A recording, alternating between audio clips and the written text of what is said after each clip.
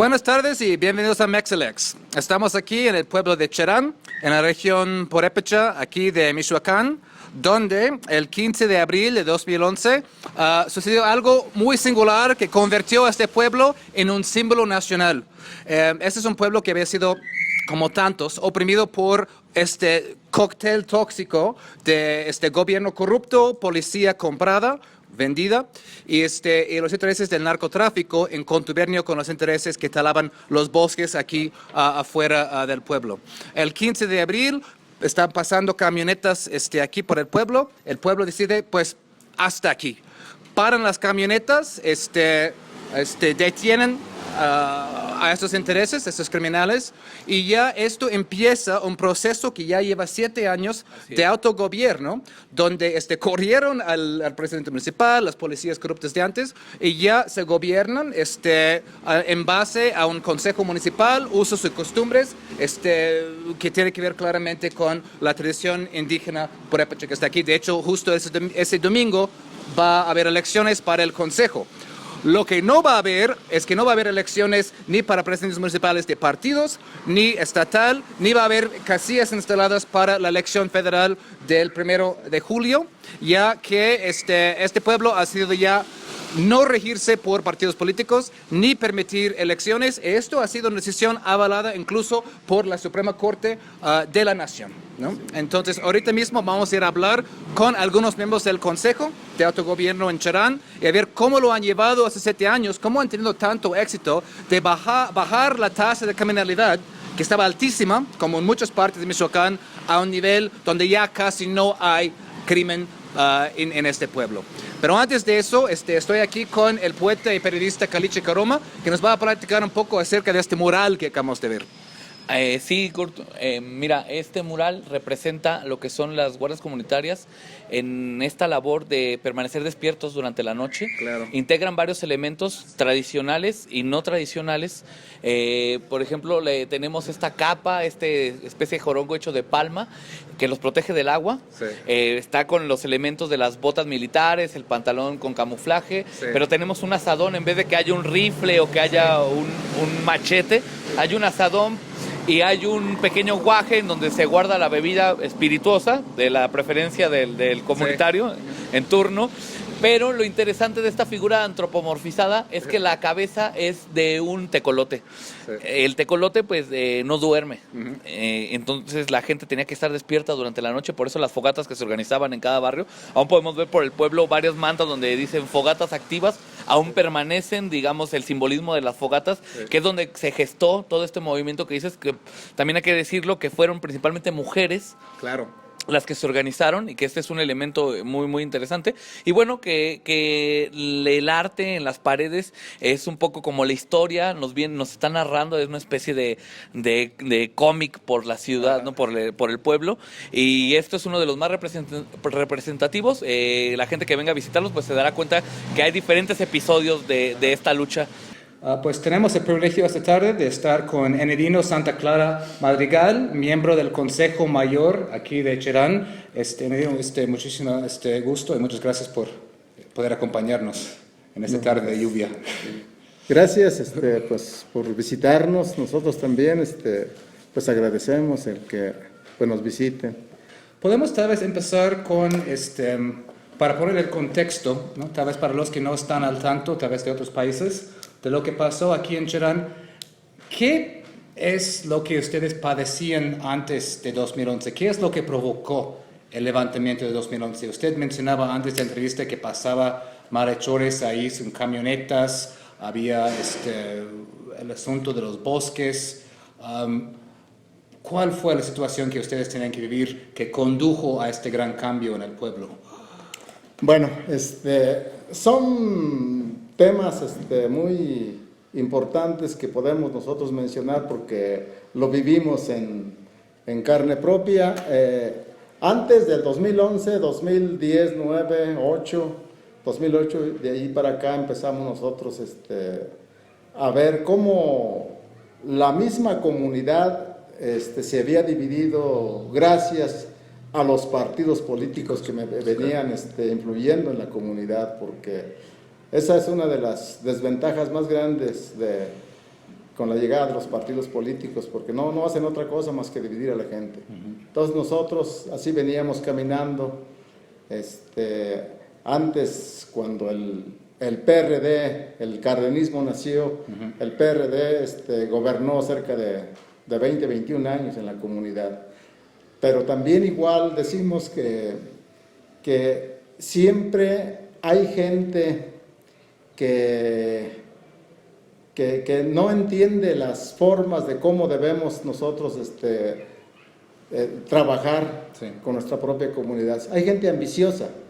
Entonces, esos 20 años de gobierno del PRD fue el parteaguas para que la misma comunidad se fraccionara ese partido político que venía ya trabajando. Entonces, se fraccionó, unos se fueron a otro partido que se llamaba Alternativa, otros se fueron al PT, otros se quedaron en el PRD y otros regresaron al PRI. Entonces, gracias a ello, el PRI nuevamente entró a gobernar, pero en eso, cuando entró, seguramente nosotros decimos, y lo hemos dicho siempre, que seguramente cuando era candidato el presidente municipal de ese tiempo, del 2008, ofreció a las comunidades vecinas a que si le daban el voto, les pagaba con los bosques.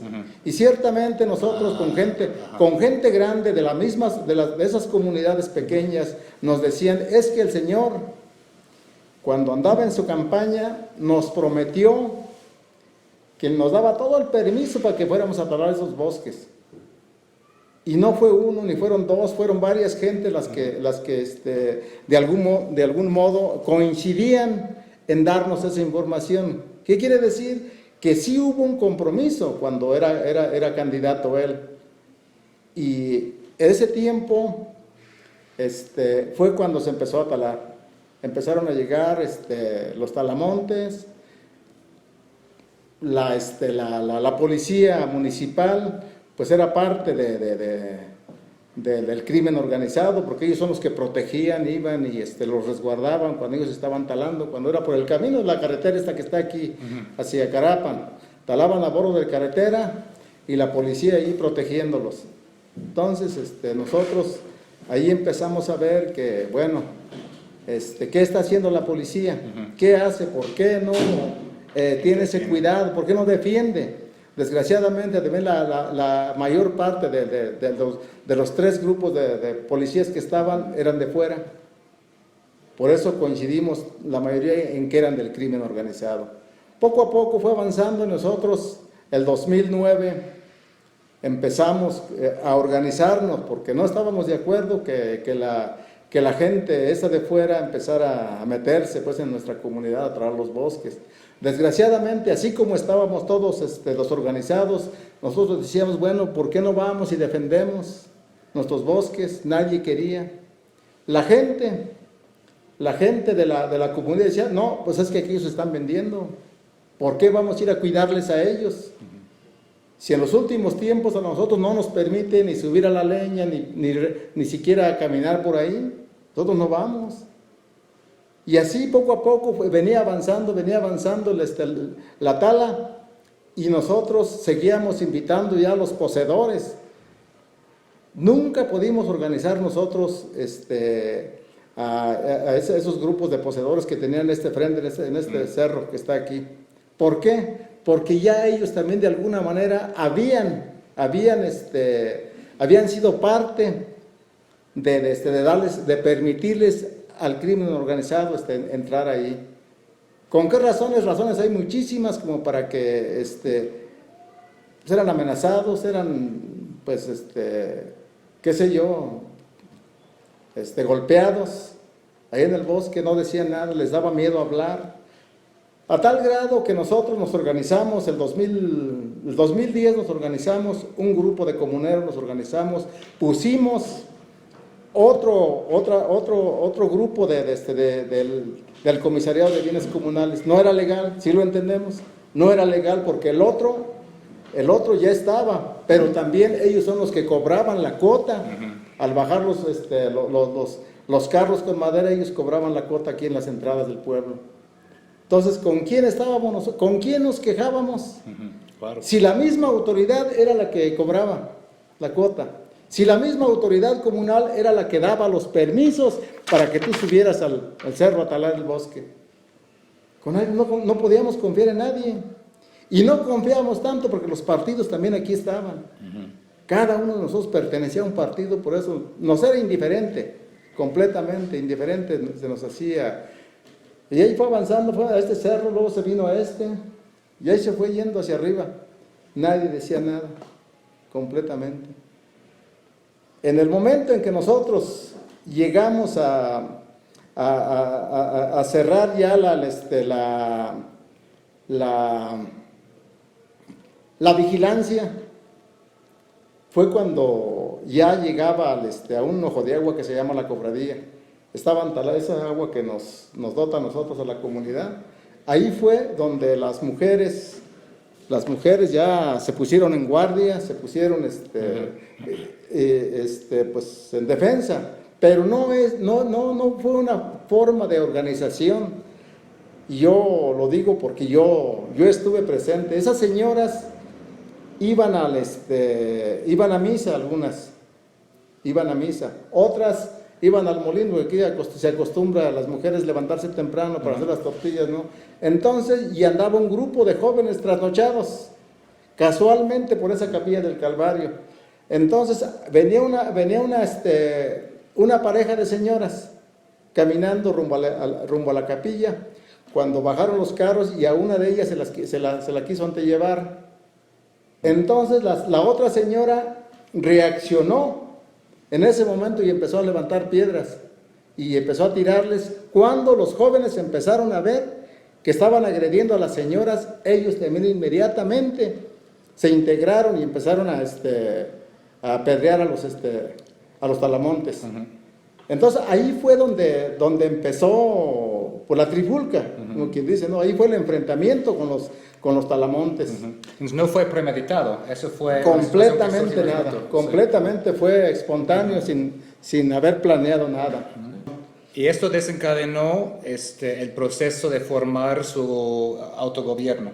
De ahí, pues, decidieron ya no presidencia municipal, ya no policías corruptos, ya no partidos políticos. ¿Cómo se desenvolvió todo eso a partir de este momento? No fue porque tampoco tenía, o sea, no se pensaba, sino que fue verdaderamente, pues también se estaban acercando los procesos de elección de los municipios para la gobernatura y para las presidencias municipales en todo el estado. Sí. Nosotros estábamos más enfocados porque lo que pedíamos nosotros era seguridad. Eso era lo que pedíamos nosotros. Pedíamos justicia para aquellos que ya habían desaparecido. En ningún momento pensamos nosotros en volver a regresar a esta forma de gobierno. Nunca. Entonces, ¿cómo evolucionó eso? Entonces vino evolucionando porque nosotros fuimos a las oficinas de los partidos políticos aquí en la comunidad. No nos hicieron caso. Fuimos a los partidos políticos estatales, igual hicieron oídos sordos, no nos escucharon. Fuimos al Congreso local, a la Cámara de Diputados, igual. No hicieron caso completamente, nada de nuestras peticiones con el propio gobernador. ¿Dónde más nos quejamos? ¿A dónde más vamos? Decíamos nosotros, si cada uno de estas autoridades representan a un partido político, ¿y por qué no nos hacen caso a nosotros? Incluso cuando estaba como presidente de la República, este señor Calderón, Felipe Calderón, también allá fuimos nosotros. Allí estuvimos, platicamos con él en Los Pinos. No nos hizo caso. Entonces, eso fue lo que ocasionó a que nosotros, pues desalentados, con los ánimos caídos, sin que nadie nos escuchara. ¿Qué fue lo que hicimos? Y se estaban acercando, ya pasó abril, pasó mayo, pasó junio. En el mes de julio, a fines del mes de julio, se abrió la convocatoria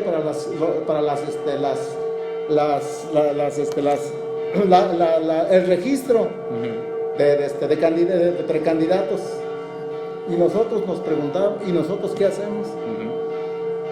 Pues nosotros lo que queríamos era primero la seguridad. Eso era lo que pedíamos. Entonces, no nos interesaba ni quién quisiera quedarse al frente del municipio. Y no así, sino que ya pasó todo agosto. El 31 de agosto, recuerdo bien, se cerraba la convocatoria para el registro de planillas.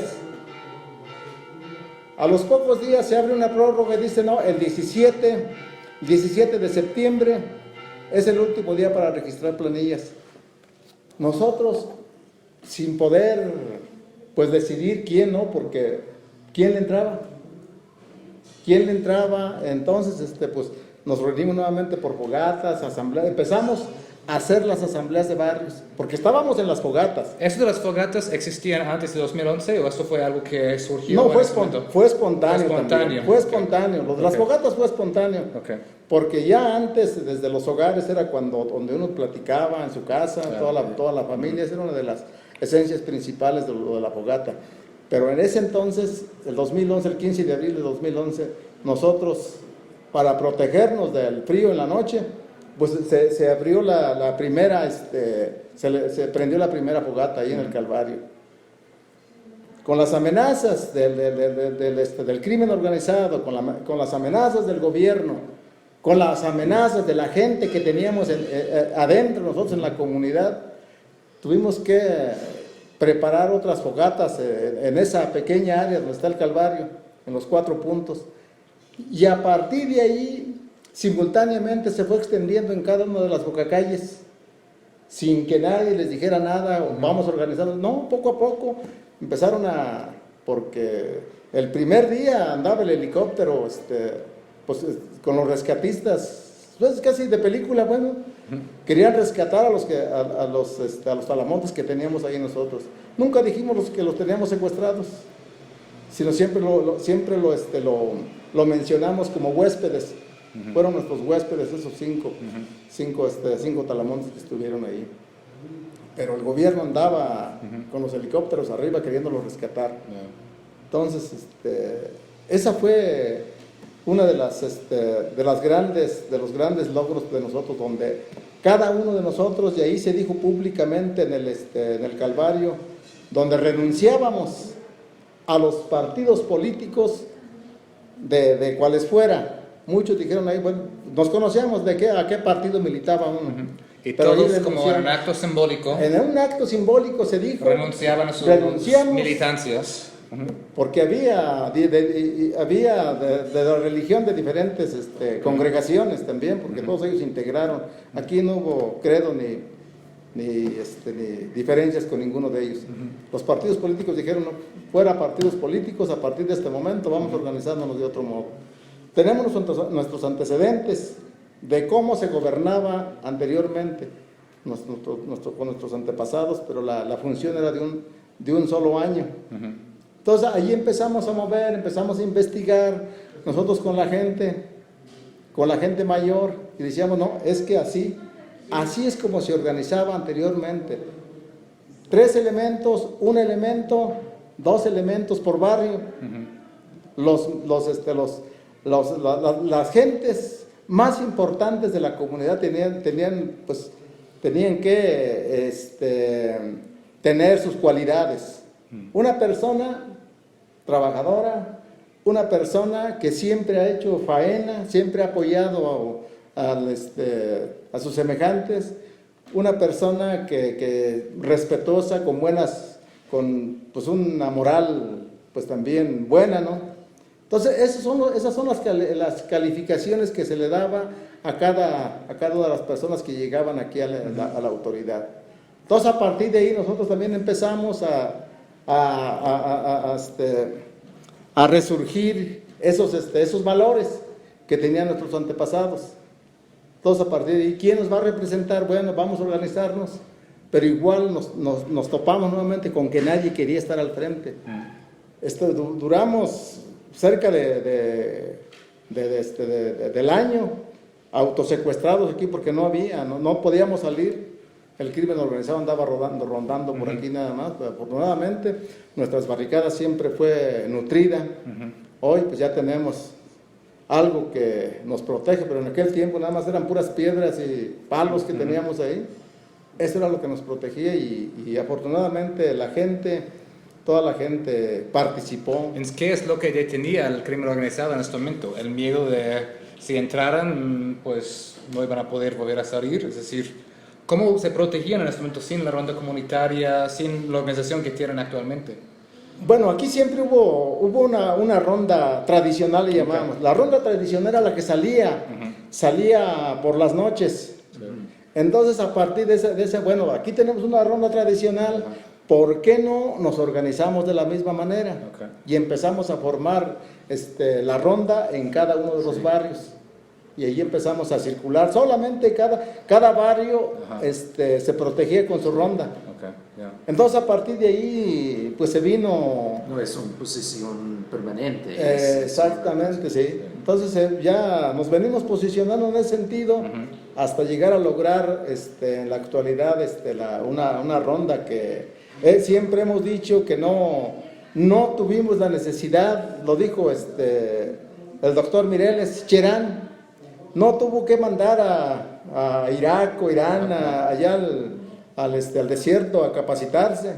No se gastaron los millones de dólares para capacitación. Nosotros tenemos una ronda comunitaria bien disciplinada, con un adiestramiento, pues yo creo que mejor que tiene Trump allá en Estados Unidos. Sí, seguro. Entonces, aquí nuestra gente que está integrando la ronda comunitaria tiene un adiestramiento, una disciplina, pero no estamos también fuera de lo legal. No, sí. No estamos fuera de lo legal porque cada uno de ellos pues presenta su examen de confianza, tiene su certificación en el Estado. Lo único que no tenemos es que estarnos integrando al mando único. ¿Y cuál fue la reacción de los partidos políticos, del expresidente municipal? Es decir, ha de haber habido como que presiones de varios lados ahí contra ustedes, ¿no? Los expresidentes municipales, los partidos que quieran volver a entrar, es decir, tienen como que varios flancos que cubrir, ¿no? En ese momento nadie dijo nada. En ese momento toda la gente se unió, los expresidentes o de alguna manera los que estuvieron, toda la comunidad. Toda la comunidad, excepto pues los presidentes de los comités de los partidos políticos, porque ellos a la larga abrían un ratito, pero nunca se atrevieron a abrir nuevamente y siempre han estado, siguen ahí. ¿Por qué? Porque ellos están recibiendo mensualmente, están recibiendo un apoyo económico. Pues siguen estando. Ellos siguen estando, pero ya no hacen ruido. Ya lo que hacen es pues irse fuera de la comunidad. Ahí está un muchacho ahorita que lo traen ahí como candidato a una diputación, un chico como de 20, 21 años de edad, pero aquí en la comunidad pues nomás no entran. No entran y estamos nosotros pues checando a cada momento la gente, los vecinos, donde están las oficinas. Dicen, la oficina está abierta, la acaban de abrir y ahí va la gente a cerrarla. O sea que seguimos todavía, por eso hasta el momento no hay pues temor a que lleguen entre los partidos políticos nuevamente. Entonces usted afirma que sí se puede gobernarse sin partidos, sin izquierdas y derechas, sin arribas y abajos, es decir, por medio de consenso. Así es, esa es una forma, lo llaman usos y costumbres o consejos, ¿cómo se llama? Bueno, ¿Cuál es su estructura ahora gubernamental? A partir de lograr la primera controversia en los tribunales y la segunda en 2014, nosotros siempre tenemos esa palabra, decir, es nuestra libre determinación. Y nuestra libre determinación consiste en que aplicamos los usos y costumbres para el nombramiento de nuestras autoridades. Entonces, aquí lo que nosotros hacemos es pues empezar a trabajar en los bares, desde las fogatas, desde los bares, las asambleas de barrio, quiénes son los que nos van a representar en la siguiente administración. Entonces, esa es nuestra forma de. ¿Y cómo se lleva a cabo la votación? Hay, por ejemplo, unas fogatas para elegir los consejeros. Donde hay Ajá. una persona, por ejemplo, esta es una fogata. Sí, por ejemplo. Y si nosotros de aquí tenemos, bueno, que se vaya Carlos. Ok, Carlos nos va a representar en la asamblea de barrio. ok. Entonces, pues ya ahí, ¿no? Se nombran otros, se presentan otros, pues si son 5, si son 10 o 15 o 20 o más, Ajá, tienen que formarse delante de él. ajá. Y el que tenga mayor votación Ok. es la que... Físicamente se colocan al lado de su Sí, candidato. sí, se pone una sillita Ok. y físicamente ahí están. Este es el que nos va a representar, ya no a la fogata, pero sí surge de una fogata con con una lista de quiénes son los que lo están apoyando. Ok. Y ahí quien va y dice, yo soy el coordinador de la fogata, bueno, yo propongo a Carlos porque es una persona trabajadora, porque es una persona responsable, Ok. porque no tiene vicios. Es porque- importante, entonces hay que desglosar las razones. Es decir, no Exactamente. es solamente un nombre, es un nombre más sus virtudes o sus calidades para poder exactamente. gobernar, ¿sí? Entonces, eso es lo que dice quien lo va a representar, lo va a presentar allá. Entonces le preguntan a él, a mi candidato, le preguntan, Sí. ¿tú por qué quieres Ajá. ser parte de la autoridad? Entonces ya él también dice, bueno, porque yo quiero servirle a mi comunidad, yo quiero pues aportar mi experiencia, quiero servirle a mi comunidad, y ya, se dan las cosas. Los escuchan primero y ya después se forman. A ver a quién le conviene. Sí.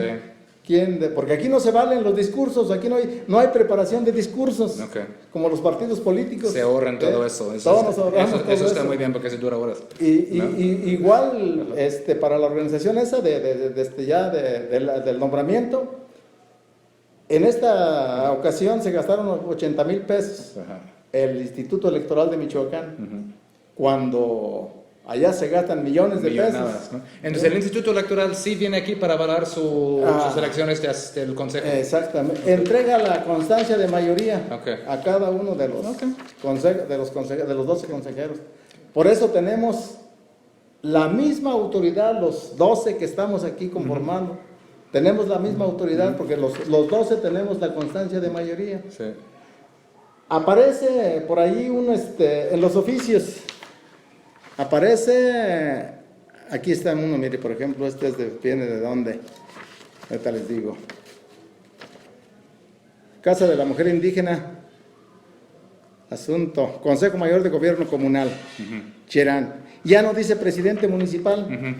En algunos otros aparece como presidente municipal de algunas dependencias y en algunos otros aparece consejo, así como aquí aparece. Entonces los 12 son coiguales, no hay un presidente.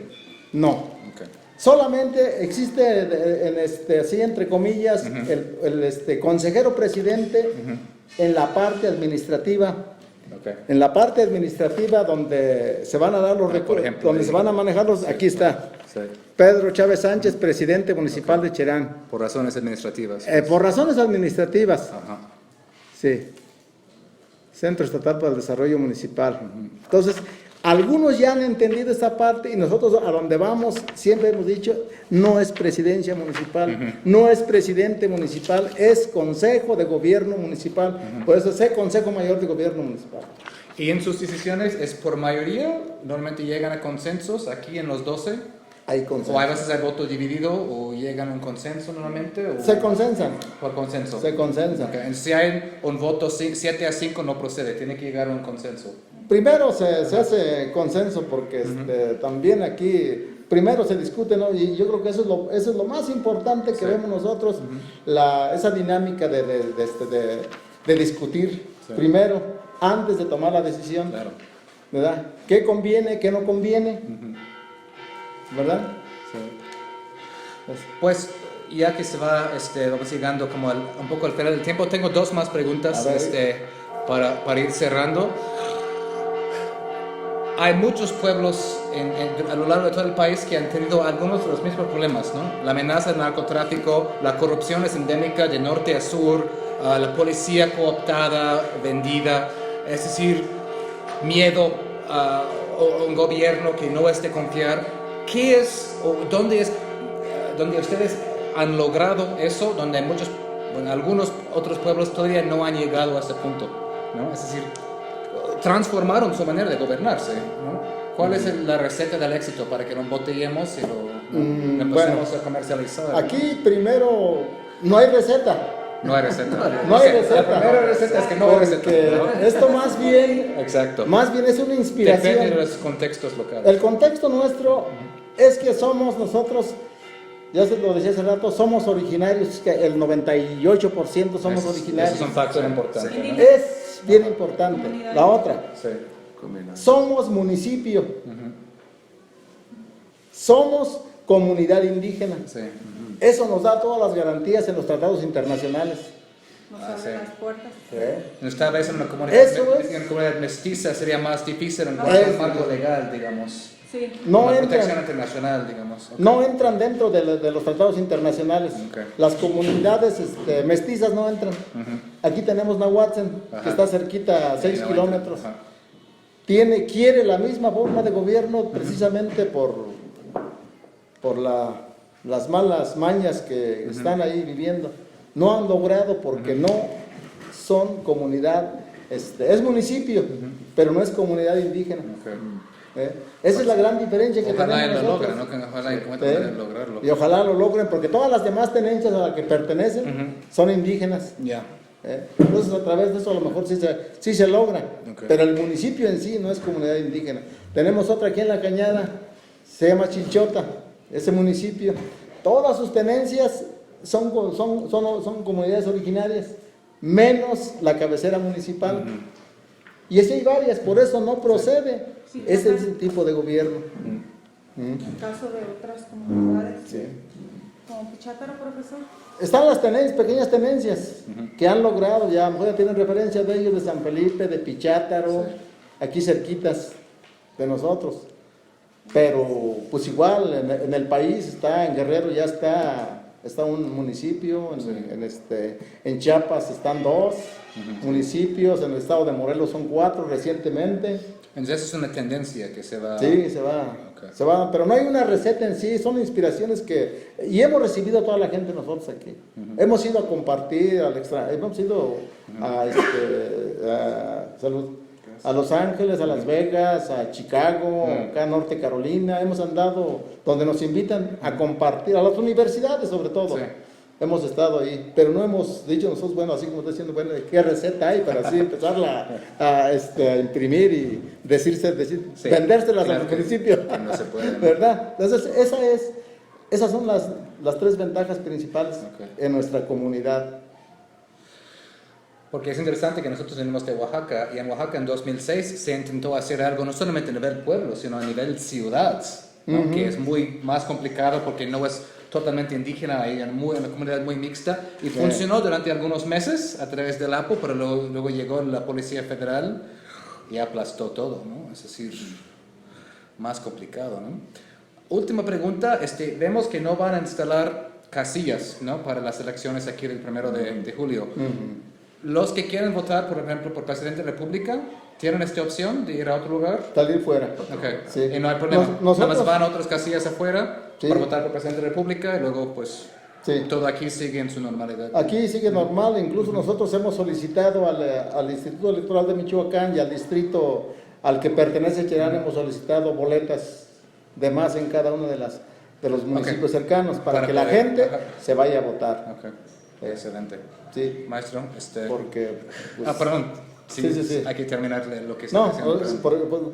porque digo, no podemos también prohibirles a que salgan Impedir, ¿no? a votar, pero sí no se puede, no podemos, estaríamos rompiendo con nuestras normas, con nuestras formas de gobierno, con nuestra libre determinación, Ok. rompiendo con eso y que digamos a última hora, bueno, sí que se instalen. Ajá. La gente puede salir, pero no se pueden instalar las casillas aquí. Ahora sí, maestro. Sí. Muchas gracias. Pues ahí estamos, Mucha suerte con entonces. todo. Gracias.